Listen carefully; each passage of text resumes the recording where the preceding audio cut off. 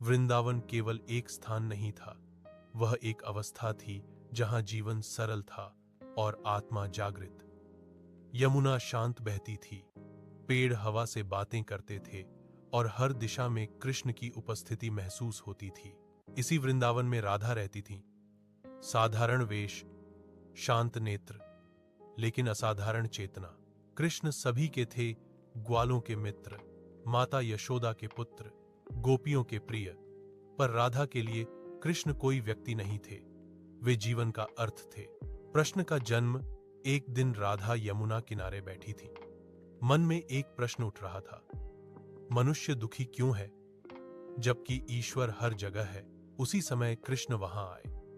राधा ने पूछा, कृष्ण, मनुष्य प्रार्थना करता है, पूजा करता है, फिर भी दुख क्यों नहीं जाता। कृष्ण मुस्कुराए और बोले, क्योंकि वह ईश्वर को पाना चाहता है पर स्वयं को समझना नहीं चाहता। राधा चुप हो गई। यही मौन उनके ज्ञान की शुरुआत थी। आसक्ति और प्रेम का अंतर। कृष्ण बोले, राधा, अधिकतर लोग जिसे प्रेम कहते हैं वह आसक्ति है। आसक्ति कहती है तुम मेरे हो, प्रेम कहता है तुम स्वतंत्र हो। राधा ने पूछा, तो सच्चा प्रेम क्या है। कृष्ण बोले, जहां अपेक्षा समाप्त हो जाए वहीं प्रेम प्रारंभ होता है। राधा समझ गई, प्रेम बांधता नहीं, मुक्त करता है।